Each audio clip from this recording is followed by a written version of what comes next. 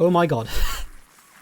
Oh my god. So you know how Minecraft has these sweet berry bushes, right? You'll often come across them in taigas, and foxes love them. But for the player, it's a whole different story. It's just a very inconvenient and infuriating food source. And I may have made it a tiny bit more infuriating, and just a tiny bit more inconvenient. But before I can show you how bad I messed up Minecraft's code and how crazy things can get with this, did you know berry bushes are red, so is the subscribe button. You should click it now, before I get my Anyway, let me show you. Now, as I just mentioned, the first problem with berry bushes is that they're extremely inconvenient. You know, when you're in a hurry and you're trying to eat on the go, this may happen. If you aim too much at the ground while trying to eat a berry, you may end up placing a bush. That is so incredibly annoying that,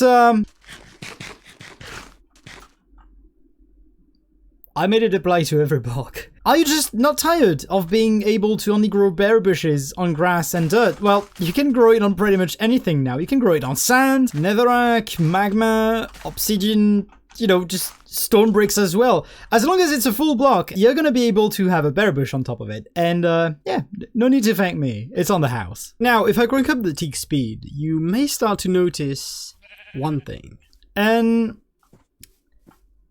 that is that it spreads. Basically, the way it works is that as long as the berry bush is not mature yet, every time it's gonna grow, it's just gonna make another berry bush or 2 or 3. It's kind of random. And as you can see, it kind of goes up slopes as well and goes down them. And that is, as I just shown, influenced by the random tick speed. So if we crank it up a notch, it's just, oh my god, it's just gonna be so fast. Now, another thing you may realize is we're gonna take it down a bit. We're just gonna, oh my...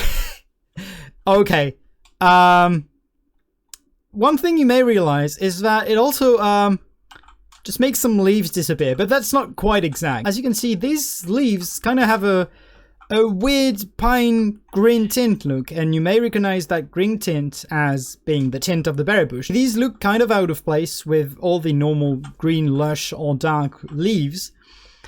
But if I go in survival, and I try to jump on them, you just start falling through. And that's for a very good reason. As I've just shown, berry bushes spread on solid surfaces that are not dirt or grass, but leaves. They're not solid. So, you know, you could just stay on the treetops. Just be okay with it. Yeah, you cannot exactly, because these treetops will just turn into berry bush leaves that will in turn decay. But if we resume it, as you can see, just the treetops will it's just gonna be gone. It's just gonna be gone. It's just gonna leave some barren trees. And honestly, I love the look of it. Now, as you can see, there are some trees that are left untouched, and that is because the berry bush cannot actually reach the leaves because they're too separated and turn them into berry bush leaves.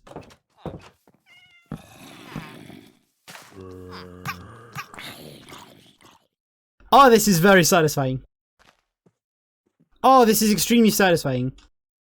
Oh, this is so satisfying. The fact that it grows on stone, and oh my god, the jungle. I actually never tried the jungle before. And this is, oh my god, this is getting laggy.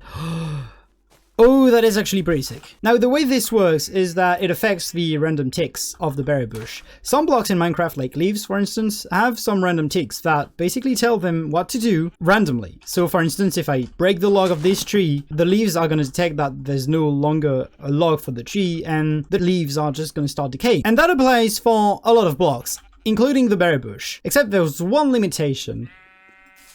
Mature berry bushes don't have random tick speed, and that's right, you know, they don't need to grow anymore, so they don't need them, which makes sense. Now, the problem becomes a bit more obvious once you start wandering through a taiga forest. As you can see, all the berry bushes that are spawned by natural generation, they're all already mature, so they just cannot spread.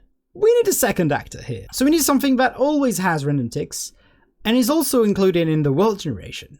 And I think I may have just found the perfect candidate. So, you know how I mentioned at the beginning that foxes were very fond of sweet berries? Yeah, they'll be our spreading agent. So as you can see, these foxes are not exactly completely natural. They start spreading berry bushes. Everywhere they go, they'll randomly put berry bushes on that position. Now, that isn't the only thing. As you can see and hear, they seem to have a bit of a problem. I couldn't help myself, okay? There was a random anger sound for the fox that I actually never heard before, and I was curious to hear it, and then I just thought it was perfect to actually make rabbit foxes. And as you can expect from rabbit foxes, they'll just start attacking anything. They'll just tear to shreds any mob that just comes in their way, hostile or passive.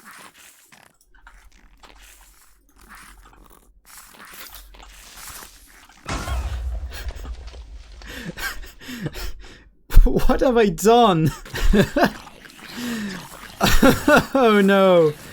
Oh. This is not the fundy collab I wanted. Now we have our berry bushes that spawn everywhere, and if we just increase the tick rate again, it's just, you know, it's gonna spread wildly. It's just gonna be the best thing ever to watch. It kind of tickles the frame rate, but you know, other than that, it's mostly fine. Now, having a berry bush world is actually pretty nice, and it looks pretty good, and it just starts burning things, but the difficulty is hard. And if we just look at the world, you can see, like, there's a creeper here. I also saw a spider there, but that's pretty much it. The way hostile mobs spawn in Minecraft is that they actually need a solid block. But they're all berry bushes. So yeah, no hostile mobs can actually spawn, which is not good, because that would be too easy.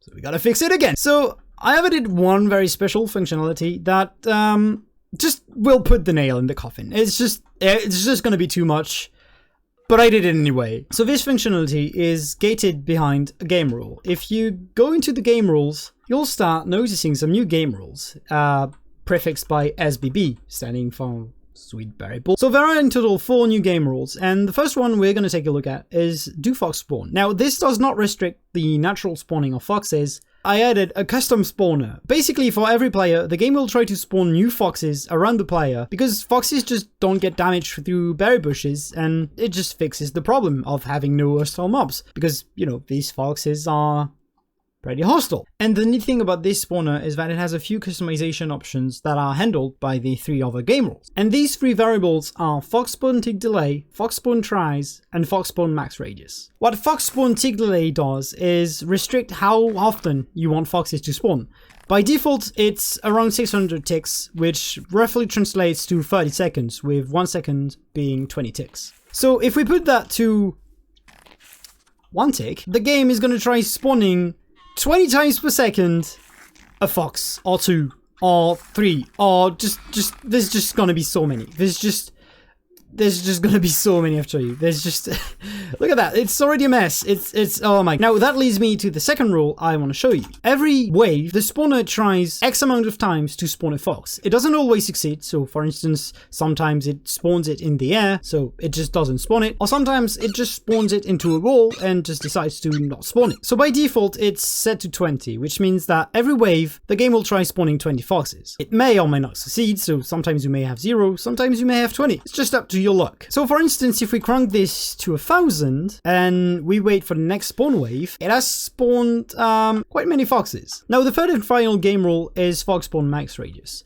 What this one does is determine how far from the player foxes should spawn. By default, it's 48, so it means that the game will try spawning a fox between 8 blocks of the player and 48 blocks away. So basically, it's going to check in a giant radius around the player. And now's the moment you've probably been waiting for. I've disabled the fox spawn so we can actually modify the variables in peace. So the first thing I think we're going to modify is the amount of foxes we want to spawn. So we're going to put that to 100. And on top of that, we're going to make it so we spawn foxes every tick, 20 tries per second. And finally, I think we're going to try and make the radius as small as possible. Oh my god. Oh my god. Oh, it kind of works. It kind of works. Oh my god. Yeah, no, right, no, yeah, no. I mean, what do you expect? I'm sorry. I am very sorry. There's no way you're surviving today, sir. Anyway, that is pretty much everything I had to show you guys for today. I really hope you enjoyed. I have another video coming up on this, so if you did enjoy, please consider leaving a like and subscribing, because you might not want to miss it. It's going to be quite spicy. Thank you so much for watching until the end, and I'll see you around. Bye!